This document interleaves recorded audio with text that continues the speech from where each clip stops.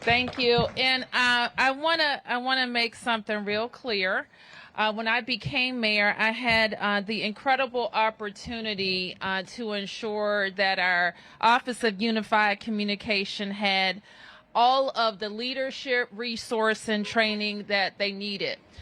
Within a couple of weeks of my being mayor, I had office hours where employees could come and chat with me. And what I learned is that our 911 call takers, our EMTs, were another group that met with me in those early weeks who were among the most stressed in the entire government. And part of the reason they were so stressed is that we hadn't hired 911 call takers in 8 years. I am proud to say that we have invested in the OUC and we have outstanding leadership at OUC. And we in our administration are very troubled that the council has not given my nominee a hearing. And that the council has indicated to reporters that they will try to block her nomination. So I want to be clear that we will be talking to our stakeholders, we will, including our labor members who are represented here, and all of the council members to ensure that we have top quality leadership at OUC in Director Karima Holmes. So with that, I'll take any questions. And then if I could ask about Director Holmes, and I think we'd like to hear from the Sure. Director and maybe the Chiefs as well, if they all have the same support and confidence in her that you do. But yesterday, Charles Allen made it very clear that he's going to recommend, and you mentioned this, that he's going to recommend to his colleagues that they vote down on her nomination. He says he believes he has those votes that he needs to defeat her nomination.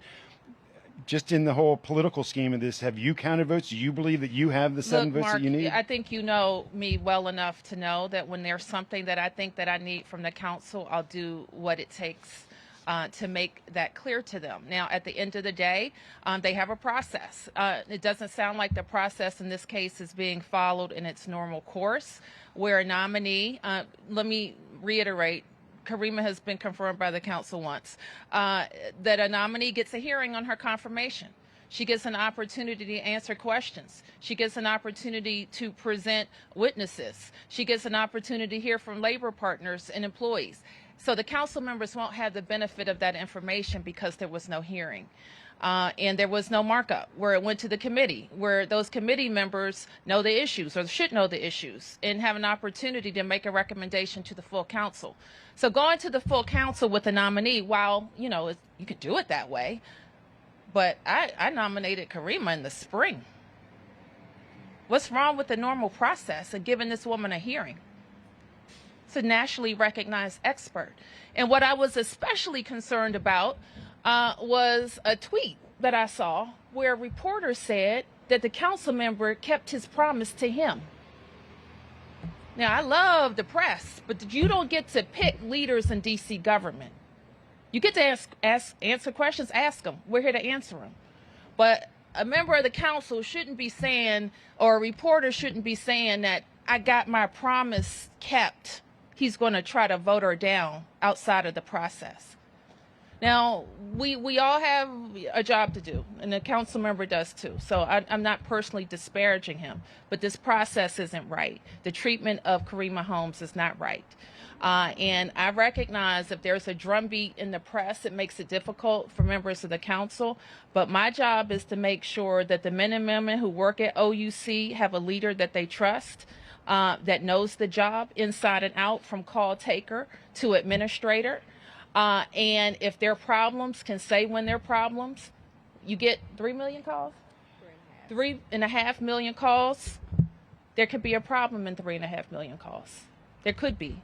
But our job is to make sure that our systems work, can root out those problems, can make sure that we're hiring the people that we need, giving them the training that they need. But I'm not going to allow one person to beat them all up when they go to work every day to serve the people of the District of Columbia. Any other questions? Can we hear from you? I mean, you've really faced a firestorm as the mayor painted the picture of. What's it been like for you? And then when you hear the council member yesterday saying that he's going to urge his council members in one direction and believes he has the votes, Your response. Sure. What it has been like for me is unbelievable. I have answered every question. I have every piece of document. I have investigated every call. We are very transparent. All of that is on our website.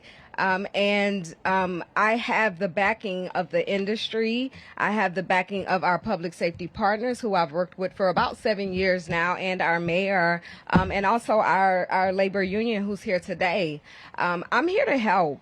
I think I live here. I came here from another state, and I fell in love with D.C. I know what I'm doing. I have the credentials. I am actually asked across this country to help other 911 directors run their center. And it's absolutely embarrassing that in my own hometown that is not seen correctly for some external forces. The criticism, I mean, you acknowledge there have been mistakes made under your watch and under the previous director's watch. Do you believe that criticism is unfair? I think that criticism is with the wrong intent. I think that there are mistakes. There are mistakes at OUC before I got there, while I was here, but the first time. We have less mistakes. We make less. We make changes. But I do think that the criticism is unfair. Is taken by one piece of information from one person or one group of people, and I have information in our center from the entire call from A to Z. And so I'm able to actually give a narrative that is the truth, but unfortunately is drowned out by lies or other information that's in social media. And that's really hard for a government who's trying to do right to follow that, because by the time I come around chasing a tweet with information, timelines, which are always posted and always put out, the public opinion is already there. Could we hear from the two chiefs, because they're the ones who send their first responders? Does the director enjoy your full faith and confidence, Chief? Yeah. So let me say this, Mark. I know we're a political city, but I'm not a political chief. I tell it like I see it, right? So let's just start there. And anytime we're starting a conversation with not giving a mayor or a nominee a fair shot to go before council to defend whatever accusations have been made, I just think that that's a non-starter. That's not fair, and that's not transparent. So I work with Director Holmes a lot over the 7 years. We meet on a regular basis to work through any things. I think this is the type of relationship that leaders need to have with one another to get to the places where we want everything to be right. I think what we've said is sometimes there have been mistakes. Every agency makes mistakes, and we all strive to get better from them. I'm certainly glad that I got to go through the correct process for my nomination, and I think that Director Holmes should as well. Any other questions? Yes, ma'am. Director Holmes, can I ask you any response you might have to Billy Shepard, the mother of a woman who did die because she passed, but in the response to that pass, it was found, or her passing, it was found that there were mistakes made in that call. I'm sure you know which I'm talking about here. But so long after, she said she still hadn't heard from 911. She hadn't heard from your office, and I understand you may not have been at the helm at the time. But your office did offer an apology, but even still had not reached out to her directly. She's one of the many people who feels that a change needs to be made. Have you gotten to talk with her? Is there anything you would say to her today? Okay. So I want to make sure I heighten that you said there was an apology. I do apologize. I apologize to all families where there's a mistake that's made. What we follow is we follow our general counsel, and when there's times that we have to reach out to families directly for a mistake, that has happened. I have directly reached out to families. If there's a time that we're ever found that we made the mistake that caused the death, of course we will reach out. We don't take this lightly. We're not a callous bunch of individuals that just look over this. We take these very serious. In our audit, it was actually quoted and said that we take every investigation and we investigate them to the fullest. And we have oversight. We have individuals. Our partners at MPD and FEMS, they're involved in these calls too, and so we make sure that happens. And so I have publicly said this. I have said this in writing. I apologize. We are sorry. We understand that this is a very hard thing, but that's what our job is, and we understand that. We get it right the majority of the time. Our complaint rate, our error rate is under 0.001%, literally. And we try and do our best. We are not perfect. We answer every call when it comes into 911, and we are here to safeguard the city, and we will continue to do that.